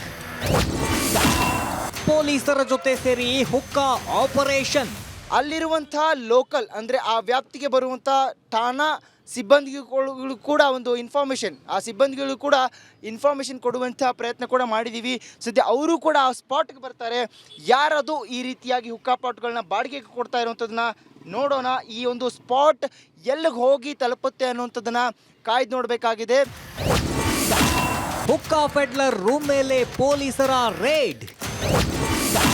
ರಾಶಿ ಹುಕ್ಕಾ ಪಾಟ್ ಕಂಡು ಖಾಕಿ ಶಾಕ್. ತಾವು ದೃಶ್ಯಗಳು ನೋಡ್ಬೋದು. ಸದ್ಯ 4th ಫ್ಲೋರ್ನಲ್ಲಿ ನಾವಿದ್ದೀವಿ. ತಾವು ನೋಡ್ಬೋದು ಇಲ್ಲಿ ದೃಶ್ಯಗಳಲ್ಲಿ ಬೇಗ ನೋಡಿ, ಅದು ಅಕ್ಯೂಸ್ಟಿಕ್ಸ್ ತಾವು ನೋಡ್ತಾ ಇರ್ಬೋದು. ಅಲ್ಲಿ ಈಗಾಗಲೇ ಸೀಸ್ ಆಗಿರುವಂಥದ್ದು ಕೋರಮಂಗಲ ಪೊಲೀಸರಿಂದ ಈ ಒಂದು ಡ್ರಗ್, ಅಂದರೆ ಅದರಲ್ಲೂ ಕೂಡ ಪ್ರಮುಖವಾಗಿ ಹುಕ್ಕಾ ಪಾಟ್ಗಳು. ಇದು ಡ್ರಗ್ ಅಲ್ಲ, ಬದಲಾಗಿ ನಿಷೇಧಿತ ವಸ್ತುವಾಗಿರುವಂಥ ಹುಕ್ಕಾ ಪಾಟ್ಗಳನ್ನ ನಗರದ ಬೇರೆ ಬೇರೆ ಏರಿಯಾದಿಂದ ಅವರು ಈ ಒಂದು ನ್ಯೂ ಇಯರ್ ಪಾರ್ಟಿಗಂತ ಹೇಳಿ ನಶೆಭರಿತ ಪಾಟ್ಗಳನ್ನ ರವಾನೆ ಮಾಡಿರ್ತಾರೆ, ಬಾಡಿಗೆಗಾಗಿ ಕಳಿಸಿರ್ತಾರೆ. ಹಲಸೂರು, ಹುಳಿಮಾವು ಎಲ್ಲ ವಿವಿಧ ಭಾಗಗಳ ಅಪಾರ್ಟ್ಮೆಂಟ್ಗಳಿಗೆ ಒಂದು ನ್ಯೂ ಇಯರ್ ಪಾರ್ಟಿಗಾಗಿ ಈ ಒಂದು ಹುಕ್ಕಾ ಪಾಟ್ಗಳನ್ನ ಕಳಿಸಲಾಗಿರುತ್ತೆ. ನೋಡಿದ್ರಲ್ವಾ ಕರ್ನಾಟಕದಲ್ಲಿ ಆನ್ಲೈನ್ನಲ್ಲೇ ಹೇಗೆಲ್ಲ ಹುಕ್ಕಾ ದಂಧೆ ನಡೀತಿದೆ ಅಂತ. ಸಾಕ್ಷ್ಯ ಕೇಳ್ತಿದ್ದ ಗೃಹ ಸಚಿವರೇ ಇನ್ನಾದ್ರೂ ಎಚ್ಚೆತ್ತುಕೊಳ್ಳಿ. ಡ್ರಗ್ಸ್ ದಂಧೆಕೋರರಿಂದ ಕರುನಾಡನ್ನ ರಕ್ಷಿಸಿ. Bureau report, Republic Kannada. ಬಳ್ಳಾರಿಯ ಬ್ಯಾನರ್ ಗಲಾಟೆಯನ್ನ ಮುಂದೆ ಇಟ್ಕೊಂಡು ಕೇಸರಿ ನಾಯಕರು ತಮ್ಮ ಶಕ್ತಿ ಪ್ರದರ್ಶನಕ್ಕೆ ಮುಂದಾಗಿದ್ದಾರೆ. ಸಿದ್ದರಾಮಯ್ಯ ವಿರುದ್ಧ ತೊಡೆ ತಟ್ಟಿದ್ದಾರೆ. ಈ ಹಿಂದೆ ಇದೇ ಸಿದ್ದರಾಮಯ್ಯ ಅವರು ರೆಡ್ಡಿ ಬ್ರದರ್ಸ್ಗೆ ಸೆಡ್ಡು ಹೊಡೆದು ಬಳ್ಳಾರಿಯವರೆಗೂ ಪಾದಯಾತ್ರೆಯನ್ನ ಮಾಡಿದ್ರು. ಈಗ ನಮ್ಮ ಸರದಿ ಅಂತಿದ್ದಾರೆ ರೆಡ್ಡಿ ಬ್ರದರ್ಸ್. ಕಾಂಗ್ರೆಸ್ ನೇತೃತ್ವದ ಸರ್ಕಾರ, ಸಿದ್ದರಾಮಯ್ಯ ನೇತೃತ್ವದ ಸರ್ಕಾರದಲ್ಲಿ ರಾಜ್ಯದಲ್ಲಿ ಏನೆಲ್ಲ ಗೂಂಡಾಗಿರಿ ಆಗ್ತಾ ಇದೆ, ಯಾವ ರೀತಿ ಗುಂಡಾಗರ್ದಿ ಆಗ್ತಾ ಇದೆ, ಇದರ ವಿರುದ್ಧ ನಾವು ಪಾದಯಾತ್ರೆಯನ್ನ ಮಾಡ್ತೀವಿ ಅಂತ ಈಗ ಸಿದ್ದರಾಮಯ್ಯ ವಿರುದ್ಧ ತೊಡೆ ತಟ್ಟಿದ್ದಾರೆ ರೆಡ್ಡಿ ಬ್ರದರ್ಸ್. ಏನೆಲ್ಲ ಪ್ಲಾನ್ ಅನ್ನ ಮಾಡಿಕೊಂಡಿದ್ದಾರೆ, ಯಾವ ರೀತಿ ಸಿದ್ಧರಾಗಿದ್ದಾರೆ ನೀವೇ ನೋಡಿ.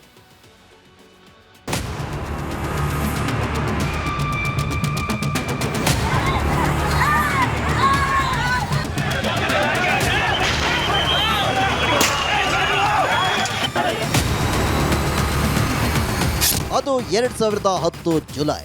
ರೆಡ್ಡಿ ಬ್ರದರ್ಸ್ ಸದನದಲ್ಲೇ ಸಿದ್ದರಾಮಯ್ಯರನ್ನ ಕೆಣಕಿ ಬಿಟ್ಟಿದ್ರು. ತಾಕತ್ತಿದ್ರೆ ಬಳ್ಳಾರಿಗೆ ಬನ್ನಿ ಎಂದು ಪಂಥಾಹ್ವಾನ ನೀಡಿದ್ರು. ಇದನ್ನೇ ಸವಾಲಾಗಿ ಸ್ವೀಕರಿಸಿದ ಸಿದ್ದರಾಮಯ್ಯ ಬೆಂಗಳೂರಿನಿಂದ 300 ಕಿಲೋಮೀಟರ್ ದೂರದ ಬಳ್ಳಾರಿಗೆ ಬೃಹತ್ ಪಾದಯಾತ್ರೆ ಕೈಗೊಂಡೇ ಬಿಟ್ರು. ಆಗಸ್ಟ್ 9, 2010 ಪಾದಯಾತ್ರೆಯ ಕೊನೆಯ ದಿನ ಬಳ್ಳಾರಿ ಐತಿಹಾಸಿಕ ಕ್ಷಣಕ್ಕೆ ಕಾರಣವಾಯಿತು. ಸಿದ್ದರಾಮಯ್ಯ ರಾಜಕೀಯ ಜೀವನವನ್ನೇ ಈ ಪಾದಯಾತ್ರೆ ಬದಲಾಯಿಸಿತು. ಇದೀಗ ಸಿದ್ದರಾಮಯ್ಯ ಹಳೆ ಲೆಕ್ಕ ಚುಕ್ತ ಮಾಡಲು ರೆಡ್ಡಿ ಬ್ರದರ್ಸ್ ಮುಂದಾಗಿದ್ದಾರಂತೆ. ಕಾಂಗ್ರೆಸ್ ವಿರುದ್ಧ ರೆಡ್ಡಿ ಪಾದಯಾತ್ರೆ ಪಾಂಚಜನ್ಯ. ಸಿದ್ದು ಹಳೆ ಲೆಕ್ಕ ಚುಕ್ತ ಮಾಡ್ತಾರ ಗಣಿದಣಿಗಳು.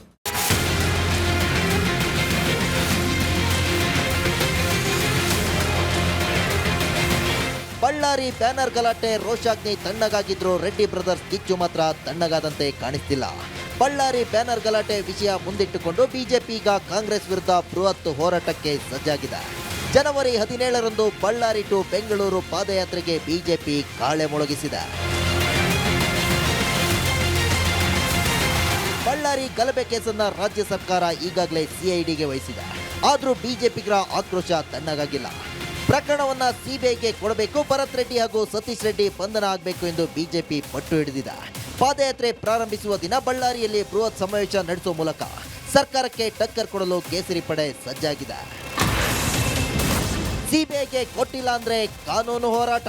ಸಿದ್ದರಾಮಯ್ಯ ಅವರು ಪಾದಯಾತ್ರೆ ಮಾಡಿ ಆವಾಗ ಅವರು ಸಿಬಿಐ ಕೇಳಿದ್ರು ನಮ್ಮ ಮೇಲೆ. ಅದಾದಮೇಲೆ ಕೋರ್ಟ್ ಮೂಲಕ ಸಿಬಿಐ ವಿಚಾರಣೆಗೂ ಅವರು ಇದು ಮಾಡ್ಕೊಂಡು ಬಂದರು. ಇವತ್ತು ನಾವು ಸಿಬಿಐನ ಕೇಳ್ತಾ ಇದ್ದೀವಿ, ನೀವು ಕೊಟ್ಟಿಲ್ಲ ಅಂದರೆ ನಮಗೆ ಕೂಡ ಕಾನೂನು ಮಾರ್ಗಗಳಲ್ಲಿ ನಾವು ಹೈಕೋರ್ಟು ಸುಪ್ರೀಂ ಕೋರ್ಟ್ ಮಟ್ಟಕ್ಕೂ ನಾವು ಫೈಟ್ ಮಾಡೋದಕ್ಕೆ ನಾವು ರೆಡಿಯಾಗಿದ್ದೀವಿ. ಅದನ್ನು ಮೀರಿ ತಾವೇನು ಹೇಳಿದಿರಲ್ಲ, ಒಬ್ಬ ಹಿರಿಯ ರಾಜಕಾರಣಿಯಾಗಿ ಒಂದೇ ಒಂದು ವಿಷಯ ಏನಂತಂದರೆ ಸೆಟ್ಟಿಂಗ್ ಹೈಕೋರ್ಟ್ ಜಡ್ಜ್ ಇವತ್ತು ಒಂದು ನ್ಯಾಯಮೂರ್ತಿಗಿಂತ ದೊಡ್ಡದೇನೂ ಇಲ್ಲ. ಸೆಟ್ಟಿಂಗ್ ಹೈಕೋರ್ಟ್ ಜಡ್ಜ್ ಮೂಲಕ ಇವತ್ತು ಇನ್ವೆಸ್ಟಿಗೇಷನ್ ಮಾಡಿಸಿ 17ನೇ ತಾರೀಕು ಪಾದಯಾತ್ರೆ ದಿನಾಂಕ ಫಿಕ್ಸ್. 17 ದಿನಾಂಕ ಅನ್ನೋದಂತೂ ಕ್ಲಿಯರಾಗಿ ಫಿಕ್ಸ್ ಆಗಿರುವಂಥದ್ದು.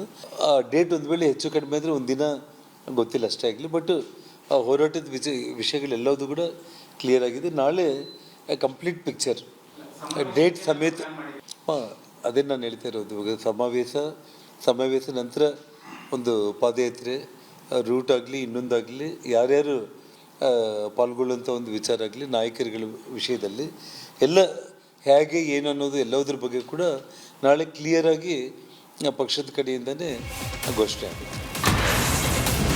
ಪಾದಯಾತ್ರೆ ಮಾಡಲಿ ಬೇಡ ಅಂದವರ್ಯಾರು? ಬಳ್ಳಾರಿಯಿಂದ ಪಾದಯಾತ್ರೆ ಮಾಡಲಿ ಮಾಡಲಿ ಬೇಡ. ಆರಂಭದಲ್ಲಿ ನೀವೇ ಪಾದಯಾತ್ರೆ ಮಾಡಿದ್ದು ಸ್ಪೆಸಿಫಿಕ್ ರೀಸನ್ಗೋಸ್ಕರ, ಮತ್ತು ಇಲ್ಲೀಗಲ್ ಮೈನಿಂಗ್ ಎಲ್ಲ ಮಾಡ್ತಾ ಇದ್ದಾರೆ ಅಂತೇಳಿ ರಿಪೋರ್ಟ್ ಕೊಟ್ಟಿದ್ದೆ. ನಾನು ಅದನ್ನು ಚರ್ಚೆ ಮಾಡಿದಾಗ ಅಸೆಂಬ್ಲಿನಲ್ಲಿ ರೆಡ್ಡಿ ಬ್ರದರ್ಸು ನನ್ನ ಮೇಲೆ ಮೈ ಮೇಲೆ ಬಿದ್ದರು, ಯಡಿಯೂರಪ್ಪ ಮೈ ಮೇಲೆ ಬಿದ್ದರು. ಅದಕ್ಕೋಸ್ಕರ ಪಾದಯಾತ್ರೆ ಮಾಡಿದ್ದೆ ನಾನು. ಇವ್ರು ಯಾವ ಕಾರಣಕ್ಕೋಸ್ಕರ ಪಾದಯಾತ್ರೆ ಮಾಡ್ತಾರೆ? ಬ್ಯಾನರ್ ತೆಗೆದಿದ್ದಕ್ಕೆ ಗಲಾಟೆ ನಡೆದಿದೆ. ಬಾವುಟ ಬ್ಯಾನರ್ ತೆಗೆದಾಕ್ದವ್ರು ಯಾರು? ಬ್ಯಾನರೇ ತೆಗೆದಾಕ್ದವ್ರು ಯಾರ್ರಿ? ಅದೇ ಪ್ರಚೋದನೆ ಆದದಲ್ವಾ? ಬ್ಯಾನರ್ ತೆಗೆದೇ ಹೋಗಿದ್ರೆ ಪ್ರಚೋದನೆ ಎಲ್ಲಾಯ್ತಿತ್ತು? ಬ್ಯಾನರ್ ಹಾಕಿದ್ದೇನು? ಮಹರ್ಷಿ ವಾಲ್ಮೀಕಿ ಪ್ರತಿಮೆ ಉದ್ಘಾಟನೆ ಮಾಡಲಿಕ್ಕೆ. ಅದನ್ನು ತೆಗಿಬೇಕಾದಂಥ ಅಗತ್ಯ ಏನಿತ್ತು? ರಾಜ್ಯ ಸರ್ಕಾರದ ವಿರುದ್ಧ ಗಣಿದಣಿಗಳು ತೊಡೆತಟ್ಟಿದ್ದು ಬೃಹತ್ ಪಾದಯಾತ್ರೆ ನಡೆಸಲು ತಯಾರಿ ಶುರು ಮಾಡಿದ್ದಾರೆ. Bureau report, Republic Kannada. ಗದಗ್ನ ಲಕ್ಕುಂಡಿ ಗ್ರಾಮದಲ್ಲಿ ನಿಧಿ ಸಿಕ್ಕಂತಹ ವಿಚಾರಕ್ಕೆ ಸಂಬಂಧಪಟ್ಟಂತೆ ಪುರಾತತ್ವ ಇಲಾಖೆಯ ಅಧೀಕ್ಷಕರು ಕೊಟ್ಟಂತಹ ಹೇಳಿಕೆಯಿಂದ ಮತ್ತೆ ಎಲ್ಲವೂ ಕೂಡ ಉಲ್ಟಾ ಪಲ್ಟಾ ಆಗಿದೆ. ಹಾಗಿದ್ರೆ ಸದ್ಯ ಈ ಘಟನೆಯ ವಿಚಾರಕ್ಕೆ ಸಂಬಂಧಪಟ್ಟಂತೆ ಲಕ್ಕುಂಡಿ ಗ್ರಾಮದಲ್ಲಿ ಏನಾಗಿದೆ ನೀವೇನು?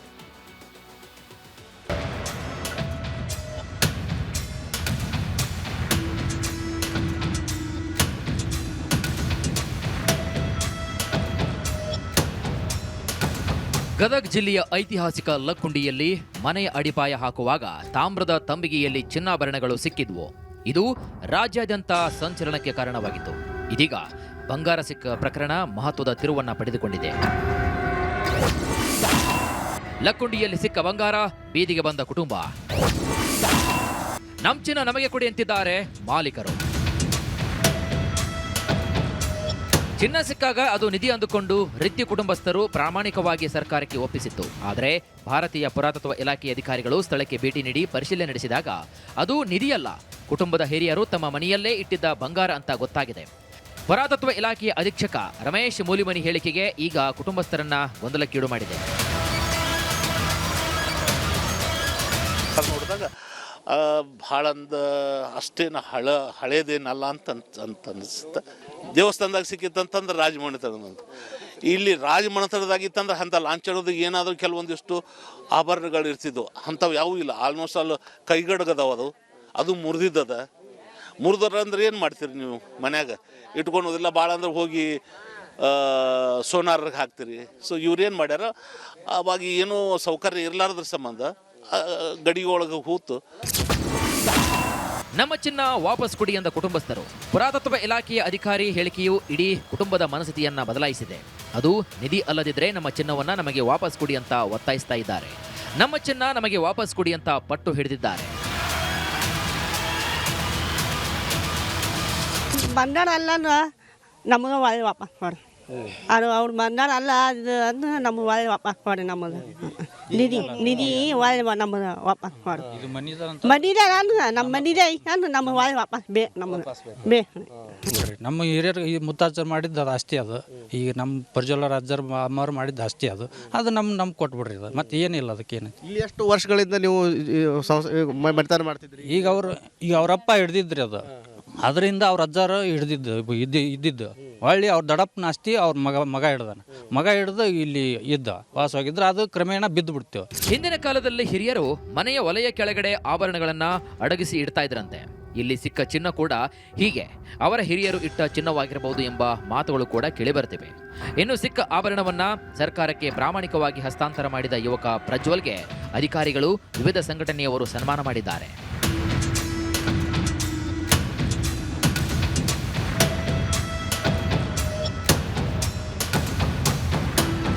ಮನೆಯ ಒಡತಿ ಕಸ್ತೂರಿ ರೀತಿ ಗಂಡನನ್ನ ಕಳೆದುಕೊಂಡಿದ್ದಾರೆ. ಹೀಗಾಗಿ ತಬ್ಬಲಿ ಮಗನಿಗೆ ಸರ್ಕಾರ ಸಹಾಯ ಮಾಡಲಿ, ಚಿನ್ನ ವಾಪಸ್ ಕೊಡಲಿ ಅಂತ ಕುಟುಂಬಸ್ಥರು ಹೇಳ್ತಿದ್ದಾರೆ.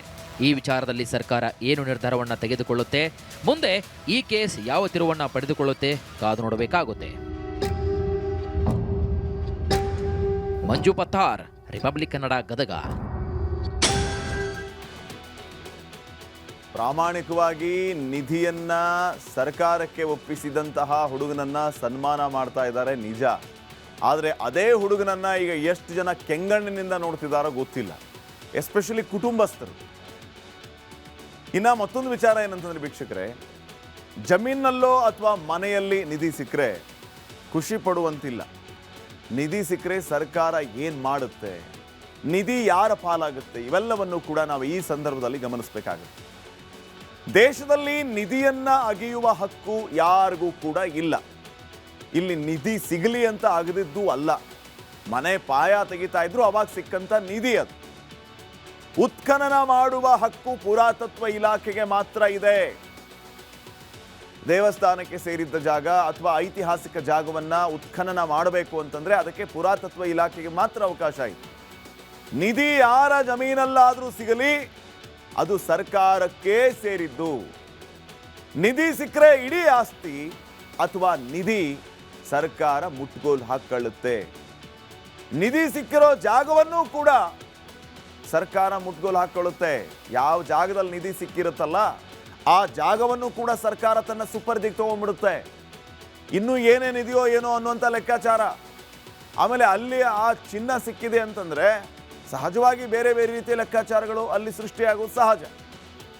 ಒಂದು ವೇಳೆ ನಿಧಿ ಸಿಕ್ಕರೆ ಪೊಲೀಸ್ ಮತ್ತು ಆಡಳಿತಕ್ಕೆ ತಿಳಿಸಬೇಕು. ಚಿನ್ನವನ್ನ ಸರ್ಕಾರದ ಖಜಾನೆಗೆ ಜಮಾ ಮಾಡುತ್ತೆ ಅಲ್ಲಿನ ಆಡಳಿತ, ಜಿಲ್ಲಾಡಳಿತ. ಒಂದು ವೇಳೆ ನಿಧಿ ಅಂತ ಮಾಲೀಕರು ವಾದವನ್ನ ಮಾಡಿದರೆ ಇದು ನಮಗೆ ಸೇರಿದ್ದು, ನಮ್ಮ ಪೂರ್ವಜರು ನಮ್ಮ ಮನೆಯ ಜಾಗದಲ್ಲಿಟ್ಟಿದ್ದು, ನಮ್ಮ ತಾತ ಮುತ್ತಾತಂದ್ರು ಇಟ್ಟಿದ್ರು, ಈಗ ನಮ್ಮ ಮೊಮ್ಮಕ್ಕಳಿಗೆ ಅಂದರೆ ನಮಗೆ ಸಿಕ್ಕಿದೆ, ಅದರ ಮೇಲಿನ ಸಂಪೂರ್ಣ ಹಕ್ಕು ನಮಗಿದೆ ಅಂತ ಮನೆ ಮಾಲೀಕರು ಹೇಳಿದರೆ ಆ ಪ್ರಕರಣ ಕೋರ್ಟಲ್ಲಿ ಇತ್ಯರ್ಥ ಆಗುತ್ತೆ. ಯಾರಿಗೆ ಸೇರಿದ್ದು ಅಂತ ಕೋರ್ಟ್ ಡಿಸೈಡ್ ಮಾಡುತ್ತೆ. ಆ ವ್ಯಕ್ತಿ ಸಾಕ್ಷಿಯನ್ನ ಕೊಟ್ಟರೆ ಮಾತ್ರವೇ ಚಿನ್ನ ಅಥವಾ ನಿಧಿ ಆತನಿಗೆ ಸೇರುತ್ತೆ. ಏನು ಸಾಕ್ಷಿ ಕೊಡ್ಬೇಕಾತ? ಈಗ ಸಿಕ್ಕಿರುವಂಥ ನಿಧಿ ಏನಿದೆಯಲ್ಲ, ಈಗ ಯಾರಿಗೆ ಸಿಕ್ಕಿದೆ, ಅವ್ರ ತಾತ ಮುತ್ತಾತಂದ್ರೆ ಆ ನಿಧಿನ ಇಟ್ಟಾಗಿ ಇವ್ರಿನ್ನೂ ಹುಟ್ಟಿರ್ಲಿಲ್ಲ, ಇನ್ನು ಎಲ್ಲಿಂದ ಸಾಕ್ಷಿ ಕೊಡೋದು? ಸೊ ಆ ವ್ಯಕ್ತಿ ಅದಕ್ಕೆ ಪೂರಕವಾದಂತಹ ಸಾಕ್ಷಿಗಳನ್ನು ಕೊಡಬೇಕಂತ. ಸಾಕ್ಷಿನ ಕೊಡದೇ ಇದ್ರೆ ಸುಳ್ಳು ಹೇಳಿದ್ದಾನೆ ಅಂತ ಜೈಲಿಗೂ ಹಾಕ್ತಾರೆ. 6 ತಿಂಗಳು ಜೈಲು ಶಿಕ್ಷೆ ಅಥವಾ ದಂಡ ವಿಧಿಸುವ ಸಾಧ್ಯತೆ ಇರುತ್ತೆ. 100 ವರ್ಷಕ್ಕಿಂತ ಹಳೆ ವಸ್ತು ಅಲ್ಲದಿದ್ರೆ ಮಾಲೀಕರಿಗೆ ಚಿನ್ನ ಸಿಗುತ್ತೆ. 100 ವರ್ಷಕ್ಕಿಂತ ಕಡಿಮೆ ಚಿನ್ನ ಸಿಕ್ಕರೆ ಅದು ನಿಧಿಯೇ ಅಲ್ಲ. 100 ವರ್ಷದ ಒಳಗಡೆನೇ ಅಂದರೆ ಈಗ ಯೂಶ್ವಲಿ ಅದನ್ನು ಟೆಸ್ಟ್ ಮಾಡ್ತಾರೆ, ಇದು ಎಷ್ಟು ವರ್ಷ ಹಳೆಯದು ಅಂತ ಗೊತ್ತಾಗುತ್ತೆ. 100 ವರ್ಷಕ್ಕಿಂತ ಮೊದಲೇದು ಅಥವಾ ಕರೆಕ್ಟ್ 100 ವರ್ಷದ ಹಿಂದೆ ಈ ಚಿನ್ನನ ಇಟ್ಟಿದ್ರು ಅಂತಂದರೆ ಅದಕ್ಕೆ ಅವಾಗ ನಿಧಿ ಅಂತ ಕರೆಯಲ್ಲ. ನಮ್ಮ ಪೂರ್ವಜರು ಈ 100 ವರ್ಷ ಅಂದರೆ ಎಷ್ಟು ರೀ, ನಮ್ಮ ತಾತನೋ ಮುತ್ತಾತನೋ ಅಥವಾ ನಮ್ಮ ತಾತನ ಅಪ್ರಾಕ್ಸಿಮೇಟ್ಲಿ ಅವ್ರು ಇಟ್ಟಿರ್ತಾರೆ ಅಂತ ಲೆಕ್ಕ. ಅವ್ರು ಇಟ್ಟಿದ್ರೆ ಅದು ನಿಧಿ ಆಗಲ್ಲ, ಅವರೇ ಗಳಿಸಿ ಇಟ್ಟಿದ್ದ ಚಿನ್ನ ಆಗುತ್ತೆ. ಅದನ್ನು ಸಂಪೂರ್ಣವಾಗಿ ಉಪಭೋಗ ಮಾಡೋದಕ್ಕೆ ಅವರ ಮೊಮ್ಮಕ್ಕಳ ಮೇಲೆ ಮಕ್ಕಳ ಮೇಲೆ ಹಕ್ಕಿರುತ್ತೆ. ಆವಾಗ ಅದು ನಿಧಿ ಅಂತ ಕರೆಸ್ಕೊಳ್ಳಲ್ಲ, ಸರ್ಕಾರಕ್ಕೆ ಅದರ ಮೇಲೆ ಅಧಿಕಾರವೂ ಇರಲ್ಲ. 100 ವರ್ಷಕ್ಕಿಂತ ಹಳೆ ವಸ್ತು ಅಲ್ಲದೆ ಇದ್ದರೆ ಆ ಮಾಲೀಕರಿಗೆ ಚಿನ್ನ ಸಿಗುತ್ತೆ. ಈ ಲಕ್ಕುಂಡಿ ಕತೆ ಹೆಂಗಾಗಿದೆ ಅಂತಂದರೆ, ಹೇಗೋ ಸರ್ಕಾರಕ್ಕೆ ಗೊತ್ತಾಗಿದೆ ಅಥವಾ ಹುಡುಗ ಹೇಳಿದಾನೆ, ಈಗ ಇವ್ರೇನು ಹೇಳ್ತಿರೋದು ಕುಟುಂಬಸ್ಥರು, ಆ ಚಿನ್ನ ನಮಗೇ ಸೇರಿದ್ದು, ನಮ್ಮ ತಾತ ಮುತ್ತಾತಂದ್ರೆ ಇಟ್ಟಿದ್ದು, ಅದನ್ನು ನಮಗೇ ವಾಪಸ್ ಕೊಡಿ ಅಂತ ಹೇಳ್ತಿದ್ದಾರೆ. ಈಗ ಸರ್ಕಾರ ಏನು ಮಾಡುತ್ತೆ, ಜಿಲ್ಲಾಡಳಿತ ಏನು ಮಾಡುತ್ತೆ ಅನ್ನುವಂಥದ್ದು ಸದ್ಯಕ್ಕಿನ್ನು ಪ್ರಶ್ನೆ ಆಗಿದೆ. ಇನ್ನು ನೆಕ್ಸ್ಟ್, ಭಾರತದ ಜೊತೆಗೆ ಮತ್ತೆ ಕಿರಿಕ್ ಮಾಡಿದೆ ಪಾಕಿಸ್ತಾನ್ ಸೇನೆ. ನೌಶೇರಾದಲ್ಲಿ ಪಾಕ್ ಡ್ರೋನ್ನತ್ತ ಗುಂಡು ಹಾರಿಸಿದೆ ಸೇನೆ. ಗಾನಿಯಾ ಪ್ರದೇಶದಲ್ಲಿ 3ನೇ ಡ್ರೋನ್ ಕಾಣಿಸಿಕೊಂಡಿತ್ತು. ಪಾಕ್ ಡ್ರೋನ್ನತ್ತ ಭಾರತೀಯ ಸೇನೆ ಗುಂಡು ಹಾರಿಸಿದೆ. ಜಮ್ಮು ಕಾಶ್ಮೀರದ ವಿವಿಧ ಕಡೆ ಶಂಕಾಸ್ಪದ ಡ್ರೋನ್ಗಳ ಹಾರಾಟ. ಇದನ್ನ ಕಂಡ ಭಾರತೀಯ ಸೇನೆ ಡ್ರೋನ್ಗಳತ್ತ ಗುಂಡು ಹಾರಿಸಿದೆ. ಪೂಂಚ್, ಗಾನಿಯಾ, ಸಾಂಬಾದಲ್ಲಿ ಡ್ರೋನ್ ಹಾರಾಟ. ಗುಂಡು ಹಾರಿಸ್ತಾ ಇದ್ದಂತೆ ಪಾಕ್ನತ್ತ ಹೋಗಿವೆ ಡ್ರೋನ್ಗಳು ವಾಪಸ್. ಆಗಾಗ ಬಾಲ ಬಿಸ್ತಾ ಇರ್ತಾರೆ, ಬಾಲ ಕಟ್ ಮಾಡುವಂಥ ಕೆಲಸ ನಮ್ಮ ಭಾರತೀಯ ಸೇನೆಯಿಂದ ಆಗ್ತಾ ಇರುತ್ತೆ.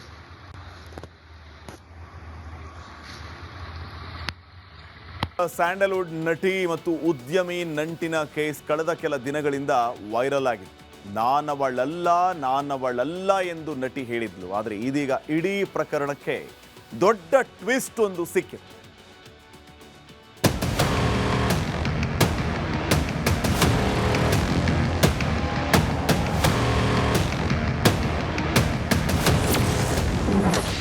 ನಟಿ ಉದ್ಯಮಿ ನಂಟಿನ ಕೇಸ್ಗೆ ಬಿಗ್ ಟ್ವಿಸ್ಟ್. ಸುಂದರಿ ಜೊತೆಗಿನ ಖಾಸಗಿ ಫೋಟೋ ವೈರಲ್. ಕೆಲ ತಿಂಗಳ ಹಿಂದೆ ಸ್ಯಾಂಡಲ್ವುಡ್ ನಟಿ ಮತ್ತು ಉದ್ಯಮಿ ಅರವಿಂದ್ ರೆಡ್ಡಿ ನಂಟಿನ ಪ್ರಕರಣ ಪೊಲೀಸ್ ಠಾಣೆ ಮೆಟ್ಟಿಲೇರಿತ್ತು. ಇಬ್ಬರು ಆರೋಪ ಪ್ರತ್ಯಾರೋಪಗಳನ್ನ ಮಾಡಿಕೊಂಡಿದ್ರು. ನಟಿಗೆ ಉದ್ಯಮಿ ಅರವಿಂದ್ ರೆಡ್ಡಿ ಕೇವಲ ಕಾರು ಮಾತ್ರವಲ್ಲದೆ ಲಕ್ಷಾಂತರ ಮೌಲ್ಯದ ದುಬಾರಿ ಉಡುಗೊರೆಗಳನ್ನ ನೀಡಿದ್ದಾರಂತೆ. ಅದಕ್ಕೆ ಸಂಬಂಧಿಸಿದ ಸಾಕ್ಷ್ಯಗಳು, ಫೋಟೋ, ವಿಡಿಯೋಗಳು ಬಿಡುಗಡೆಯಾಗಿವೆ.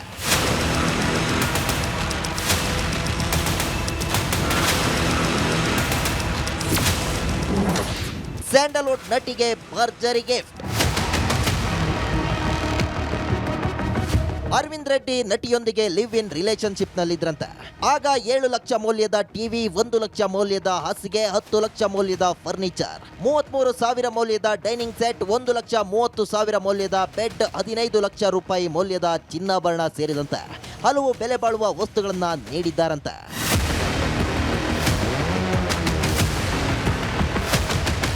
ಮಾಡೋದೆಲ್ಲ ಅನಾಚಾರ, ಮನೆ ಮುಂದೆ ಬೃಂದಾವನ ಅಂತ ಜನರು ಮಾತನಾಡಿಕೊಳ್ತಿದ್ದಾರೆ. ಆದ್ರೆ ನಟಿ ಮಾತ್ರ ಸೈಲೆಂಟ್ ಆಗಿರೋದು ನೋಡಿದ್ರೆ ಅನುಮಾನ ಬರುತ್ತೆ. Bureau report, Republic Kannada. ಇದಾಗಿತ್ತು ಇವತ್ತಿನ ಕರ್ನಾಟಕ ಪ್ರೈಮ್ ಟೈಮ್. ನೋಡ್ತಾ ಇರಿ ರಿಪಬ್ಲಿಕ್ ಕನ್ನಡ, ಇದು ನಿಮ್ಮ ಧ್ವನಿ. ನಮಸ್ಕಾರ. ಆರೋಗ್ಯ ಹಾಗೂ ನ್ಯೂಟ್ರಿಷನ್ ಸಿಗುತ್ತೆ, ನೋಡಿ ಬಾಡಿ ಸ್ಟ್ರಾಂಗ್ ಆಗುತ್ತೆ, ಸ್ವಲ್ಪ ತಿಂದು ಹಸಿವು ನಿಗುತ್ತೆ, ಡೈಜೆಷನ್ಗೆ ಇಲ್ಲ ಅಪಾಯ. MDH ಸೋಯಾ ಟೀ, ಅಸಲಿ ಪ್ರೋಟೀನ್. MDH